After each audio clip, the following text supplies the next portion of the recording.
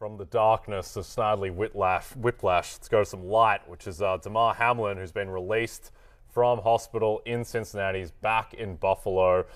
He's said that he's grateful for the awesome care I received at UCMC. Happy to be back in Buffalo. The docs and nurses at Buffalo General have already made me feel at home. Just an incredible story. Obviously, just amazing to see him live tweeting through the Bills game. I think that when we think about the 2022 NFL season, I think the first memory everyone's going to have is that Nyheim Hines running back, the opening kickoff. Just an incredible story all around.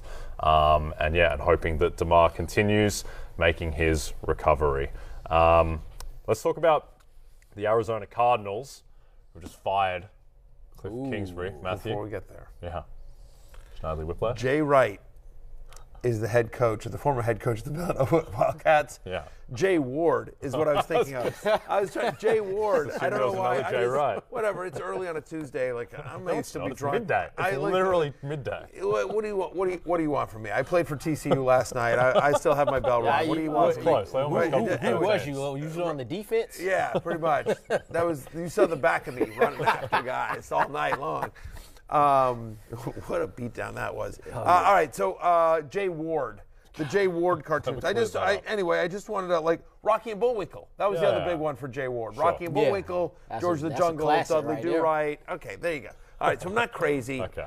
Anyway. Now. All right, now. Now we can talk about Cliff Kingsbury. Thank God. And by the way, and great news for Damar Hamlin. Maybe, someone should send some Jay Ward cartoons for Damar Hamlin. I think he'll enjoy that. He's got time. He's got stuff to. On his road to recovery, he's going to need stuff to entertainment. We expect to see him back sooner or later. Great news on him. Anyway, yes. I think that's important. Not as good news on Cliff Kingsbury, for Cliff Kingsbury, I guess, Lawrence, although he is getting paid through 2027, so that contract worked out well. I'm about to say, you don't have to move out of the house. Exactly. I was about to mention that famous picture where he just chilling, looking at his little screen right there. He can make a bunch more pictures like that for years to come, even after he stopped getting paid. Yeah, man, it just didn't work out here. Finished 28, 37, and 1 in his 4 seasons. There, it was supposed to be a match made in heaven. Him coming to the NFL with his pass-happy offense. You get rid of Josh Rosen, get Kyler Murray. But during the end of this, partnership or relationship or whatever, they was kind of beefing a little bit, him and Kyler. You saw it on the sidelines. You saw it, in the middle of the game, how they was communicating. So, it had to be a bad situation to where they still gonna pay him to live in that beautiful looking house right there. That's actually Matthew Berry in his Connecticut home. I'm not sure why we're running that in the Cliff Kingsbury segment, but that's fun. Not nice pants and shoes right there. What a disaster in Arizona. 10 months ago, they signed him to an extension through 2027. This is a weird one to me. I'll tell you why. This is a weird one to me. Because you signed this guy to an extension, and I don't know that whether you're a Kingsbury fan or not, I don't think you can hold this year against him. He was without DeAndre Hopkins for 6 weeks. As soon as he gets Hopkins back, Marquise Brown gets hurt. Zach Ertz he didn't have for the full year as well. Kyler Murray tears. There were issues before Kyler Murray tore his ACL. Yeah. But they had a ton of injuries. That Rondell Moore didn't start the season healthy either. If you believed in Cliff Kingsbury 10 months ago, I don't understand why all of a sudden in a season in which, yes, a lot of things went wrong, but why you guys would do that. And honestly, some of the stuff that happened in the offseason around the Arizona Cardinals, the Kyler Murray studying clause that was in the contract. That was the start of it right there. Right, but that's the general manager. That's not Kingsbury who threw that out there. Why even put that in the contract? You signed the guy to a $250 million contract. He's your franchise guy. What you're just doing that to embarrass the kid, right? And whether it's true or not, whether he needs to study more or not, who knows? But you committed a ton of money to him, so you're all in on Kyler Murray. Don't make him look bad. Now, Matthew, did your NBC contract, does it have a homework clause? Well, obviously. What you got to study? Huh? What you got to study? I don't know. I haven't read the contract. I violate it every single day.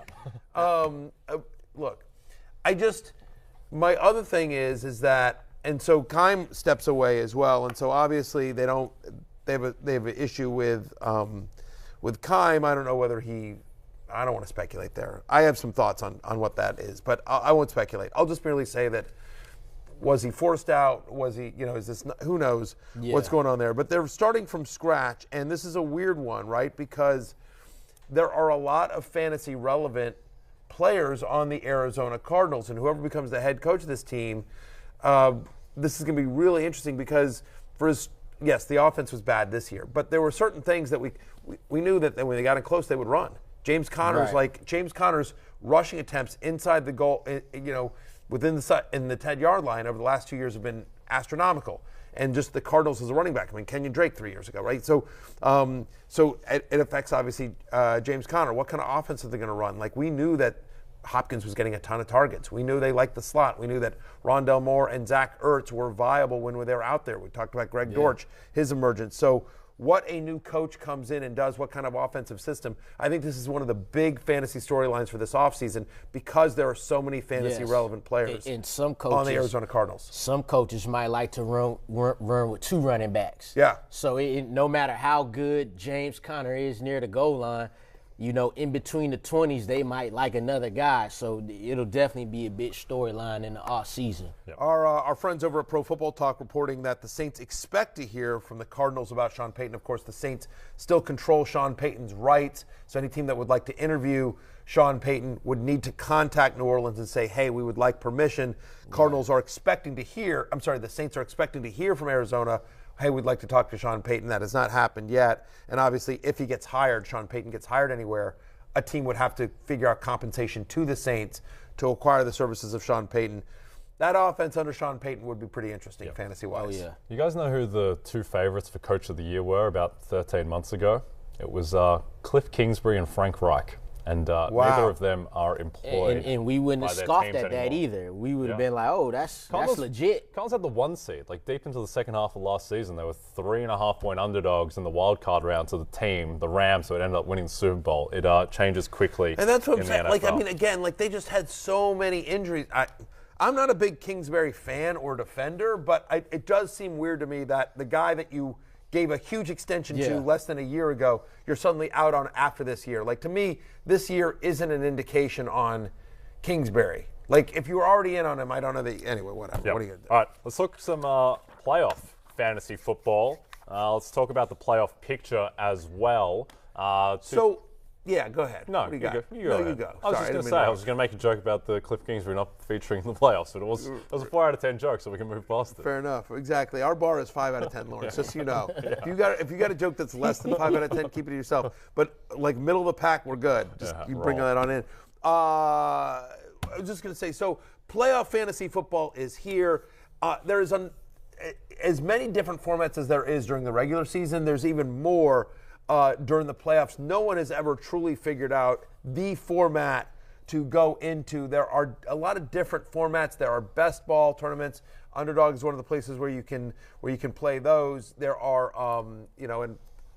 full disclosure, I have a small equity stake in Underdog.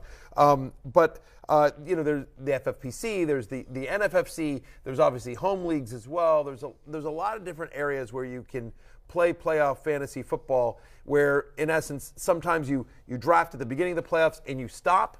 Others that you would get to replace their players week in, week out. What we decided to do for the purposes of this show is we're going to do a couple of different things here. But we created a format for ourselves that we think is most applicable to every person out there. And more importantly, it's the one that anyone could do.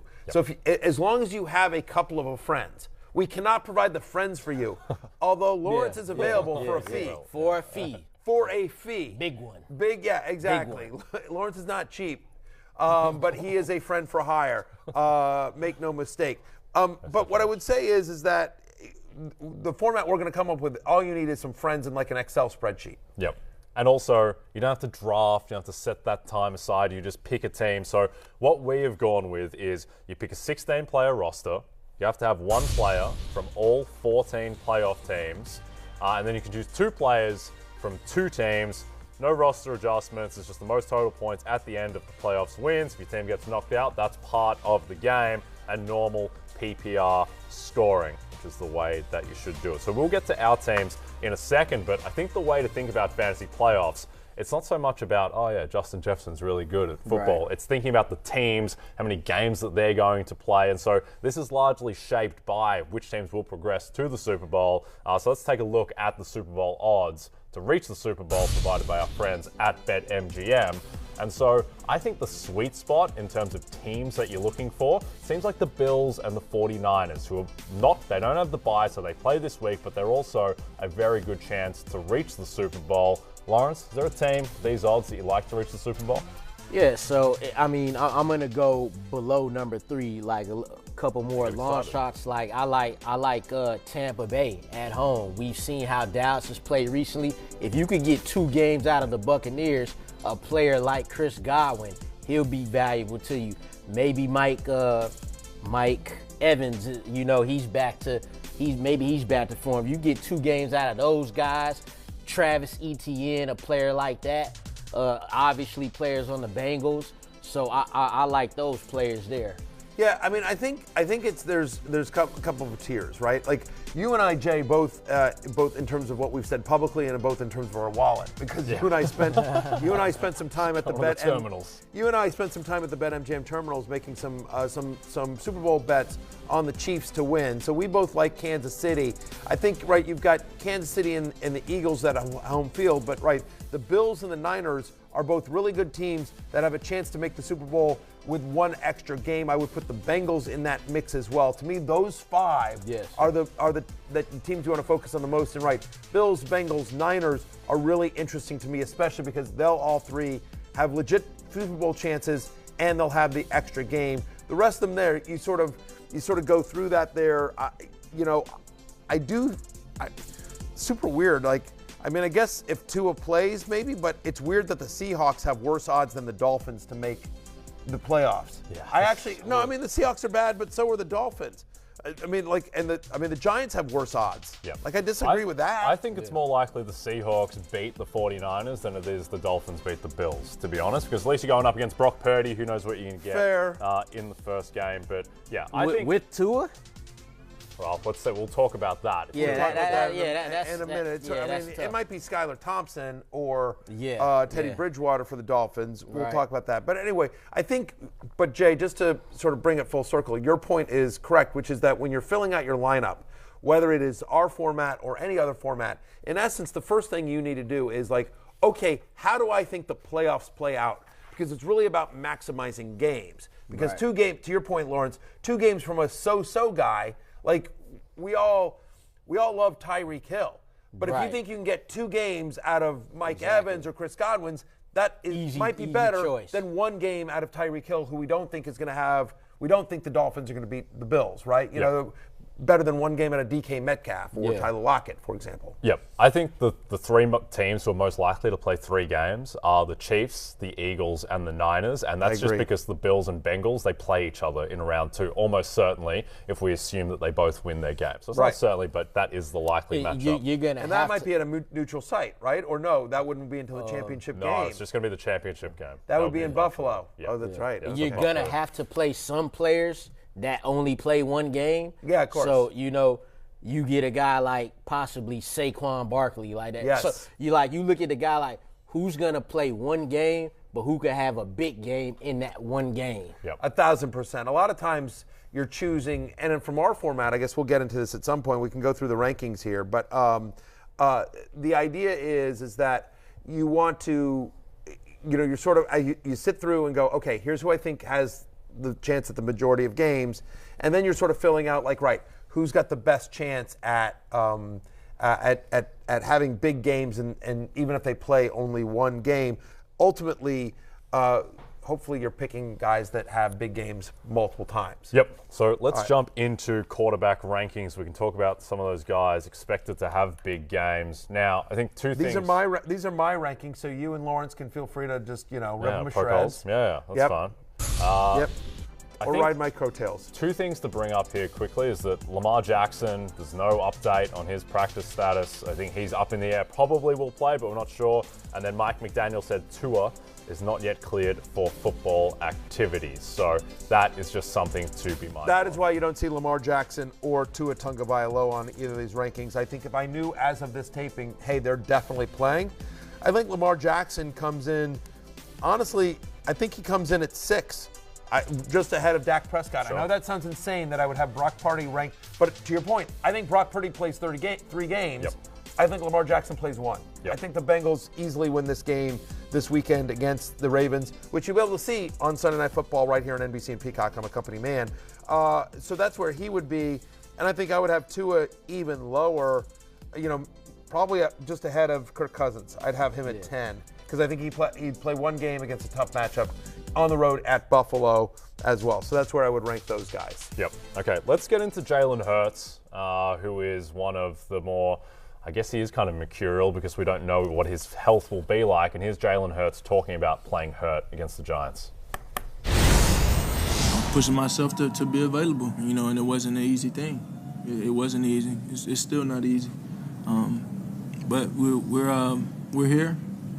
We're thankful, and we're looking forward to what's to come. Would you say you're not really close to 100%, but you think maybe with a couple more weeks you can get close? Good enough to win today. By the way, that necklace that he was wearing, pretty ridiculous necklace. Bling, bling. No, I was going to say Pat Crane. If Pat Crane does not show up on our show wearing that next time, I'll be massively disappointed. He could get about 10 of those. That's what I'm saying. He could get about 10 That's of them. what I'm saying, right? He's got to. He should bling out, right? He should ice using up. his $2 million He got to get the grill too, the little diamond grill in there. Yeah, he do all that. Too scary. We need to. Hey, Pete. I'm just talking to my producer, Pete, for a second. You go He's yours too, but he's more mine. Mine. Hey, Pete, can we send Lawrence to Pat's house? Just have Lawrence. We do it's a fantasy guy for the newly rich guy. Like how they used to do Queer Eye for the Straight Guy. Yeah. Like they would do makeovers. Sure. That's what I want. I want Lawrence to up Oh, his well, Pat's game. if I had to do that, he got to hook me up one of them chains too. Then. Oh yeah, done. That's easy. That's in our budget.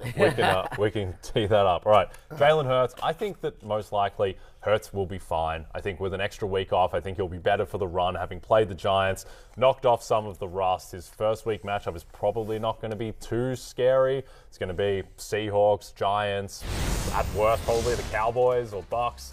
I think he'll be fine. He did not look good against the Giants. He made a few throws, but 20 of 35, no touchdowns, bad pick as well in the red zone, but knocking some rust off, I think it's going to be a net positive that he played last. I do too. Obviously, a really good offensive line, dual threat ability with both the legs and the arm. I agree with you. The path to play, he's not going to have to play a tough team until, in theory, the Niners in the championship game. So and we do like Philly. Yeah, and that game will be in Philly. So we like Jalen Hurts quite a bit. Yep. Let's talk about Brock Purdy, Lawrence, who might shock some people that he came in at number 5 on your rankings, but he just keeps throwing multiple touchdowns every single game. Yeah, and look, there's some talk about if Jimmy G's available for the NFC Championship, he should be the starter. Think about what you're saying there. If they're in the NFC Championship, that doesn't even make sense because if you're in the NFC Championship, Brock Purdy was your quarterback. Brock Purdy would have, at that point, Brock Purdy would have gone 8-0. Yeah. You're taking out a guy who's 8-0 for a guy that hasn't played in 2 months in the biggest game of the season. Yeah, ain't no way. And it's not like Jimmy G's Patrick Mahomes. Yeah, either. He's good and he's probably better than Brock Purdy. But he's like an older, more experienced Brock Purdy. No, I'm dead serious. That's what he is. Yeah, if this was the situation and Patrick Mahomes was the guy coming back, it'd be no question. Right. It don't matter how many touchdowns, 8-0, none of that. But it ain't Patrick Mahomes. So if you're in the NFC Championship and you got him at 5 for good reason, he has a great potential to be playing in 3 games, 2 at the least, And by the way, it's not like it's just like he's showing up. Look at that. Solid numbers, including almost 20 fantasy points this past weekend against the Cardinals. The numbers are going up. Since he debuted, Lawrence, since he debuted in Week 13, he's the 10th best quarterback in fantasy football. He's had multiple touchdown passes in all 6 games. You're not scared about any of these matchups. Again, you throw a 5-yard dump off to Chris McCaffrey and he takes it to the house, that counts as a touchdown pass. Yeah, how you live. Right, seriously, there's clearly a connection between him and Kittle. Kittle his season has really risen up, not only because of Brock Purdy, but, the injury to Deebo Samuel has opened up a lot of targets and him taking sort of the middle of the field. But Ayuk's had some nice games. really good weapons, really good offensive line, really good defense that's going to get them the ball in good field position. Kyle Shanahan is the no-brainer coach of the year. He has schemed up ways to protect against what Brock Purdy does not know how to do and allow him the ability to execute, a simplified offense, and he is. Yep. I think the scary thing as well is that all the game log, that looks great. I think it's just going to get better as well because he hasn't been playing with Deebo Samuel, who might be, along with McCaffrey, the best weapon on that offense. To have Deebo, Ayuk, CMC, George Kittle, and by the way, Trent Williams spearheading your offensive line. And also, he's played 6 games in the NFL, each game with more experience. Yeah. He should get better. People can't forget that fact. 6 games we're talking right here. Yeah. Damn how good the team is. The fact that he's a 7th-round rookie doing what he's doing, like, you got to get props regardless. Yep. Like, there's a chance we see Brock Purdy in the Super Bowl this year, which would be the craziest thing of all time. Yeah, but there's a legitimate chance of that. We could see Brock Purdy in the Super Bowl and favored as well to win. If as long as he avoids the Chiefs and the Bills, they'll be favored over the Bengals. It'd be unbelievable. Just quickly on Lamar. By the way, what would happen if the way it works out? What if at some point, I guess this could happen, like that the Buccaneers could play. Because, that was Brock Purdy's, coming out party, right? Is that he defeated Tom Brady. Beat him again. He beat him again. Like, could you imagine in the playoffs? Like, let's go through his boyhood hero. Yeah. Like, anyway. Geno Smith, Brock Purdy, round 1 of the playoffs. Unbelievable. Let's talk about Lamar Jackson and Tua just quickly again. Like, the gambling lines in these 2 games are very strange because they're not really real lines. Because the line Bengals-Ravens is not going to be Bengals minus 6.5 at close, which is what it is now. I think if Lamar plays, it probably goes to more like 5. If he doesn't play, then it starts to get a bit weird for NBC. Yeah. But would you, as a betting man, in that theory, say, like, I'm going to take, so 6.5 you said? 6.5 right now. Would you take right now, I'm going to go to BetMGM. I'm going to use the promo code Barry. I'm going to put down $1,000 because it's my first bet and it's risk-free. Yeah. So, and I'm going to put $1,000 on the Ravens plus 6.5 with the idea that Lamar comes back and this is a closer game. Would you do something like that? Yeah. Not necessarily bet the $1,000. I bet responsibly, everyone. But better risk-free. Better risk-free. Yeah. I think that is a good bet because I think it's more likely Lamar plays than he doesn't. I think that you've got to sift through the reporting, but my best guess would be that he does play and that the line closes more like 5, maybe even 4.5. If he doesn't, if it's Tyler Huntley, then you look at more like 8.5, and if it's Anthony Brown, then you're talking double digits pretty easily. If it's Anthony Brown, they ain't gonna have after that last game, it's gonna be tough to even make a line. Exactly, right. And then Tua is even more of a messy situation, I think. It seems like he might be trying to call his own number and wants to play in the game. I don't really know. You got to look through the reporting as well. But right now the line is Bills minus 10.5. I'd say if Tua plays, it's probably going to go to more like 9.5. If it's Teddy, it probably stays in this range. Then again, Skylar Thompson / Anthony Brown. Yeah, good luck. But the other thing with the Dolphins is that it's not just Tua. Like, Tirico Hill can't move. It was uncomfortable. He was battling that ankle injury. Only 2 catches for 23 yards. Yep. And Jalen Waddle's banged up. Armstead, Bradley Chubb, Xavier Howard, like the list goes on. They are really banged up. And fortunately, they have an easy game against the Buffalo Bills in Buffalo. Yeah, in January. Yeah, exactly. So we'll see there about Tua. But honestly, again, even if Tua is, you'd prefer Tua to Teddy Bridgewater or Skylar Thompson, but I don't know that we'd have high expectations. No. First game back, offensive weapons are beat up on the road at Buffalo. Yep. Tough matchup. Indeed. All right, let's jump into some running back rankings, headlined by the guy I suspect is going to be, at worst, the number 2 pick in fantasy next year behind Justin Jefferson, and that's Christian McCaffrey, who is number 1, and then Jerick McKinnon at number 3. Unbelievable. What a surge. Well, you know he's going to score a touchdown. Automatic touchdown. Look, he actually had a great run during the playoffs last year, and the fact is that we think the Chiefs play 3 games. I've said I think the Chiefs make the Super Bowl, and so he's the passing down back on a really good passing offense that's going to play 3 games. So he comes in at number 3. It's pretty ugly at running back there because you have guys that you just don't know how much they're going to play. Tough matchups as well. I could probably get Pacheco higher, I suppose, given the fact, but again, Pacheco really needs touchdowns to pay off. Like, he's not involved in the passing game as well. It's a PPR format, and so in games that are close, right, just how much work does he get? on the road to the Super Bowl if he gets there. So, Lawrence, any of these rankings strike you as good and or bad? You know, like I talked about before with the quarterbacks, or when we were talking about the odds for the teams who made the Super Bowl, guys like Leonard Fournette and Travis Etienne could actually, if they could win their round one games, those both will be underdogs.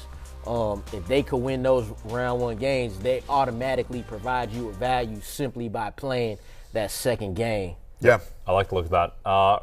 Bet to throw out for you guys that I like. BetMGM are up with Super Bowl MVP, and Miles Sanders is 250 to 1 to win Super Bowl MVP. He's the starting running back on a team that loves to run the ball and is plus 170 to reach the Super Bowl. I don't think he's going to win Super Bowl MVP, but 250 to 1 is a little bit big, I think. I would not make that bet. Yeah, that would be tough. They didn't give it to Damian Williams that year the Chiefs won. Yeah, Jalen Hurts is not Patrick Mahomes, but I take the point. He gonna do something Patrick Mahomes like in that game. If they win, it'll be because he. Thank you. You know what I'm saying? It'll be because he done. Miles Sanders. This is a quarterback.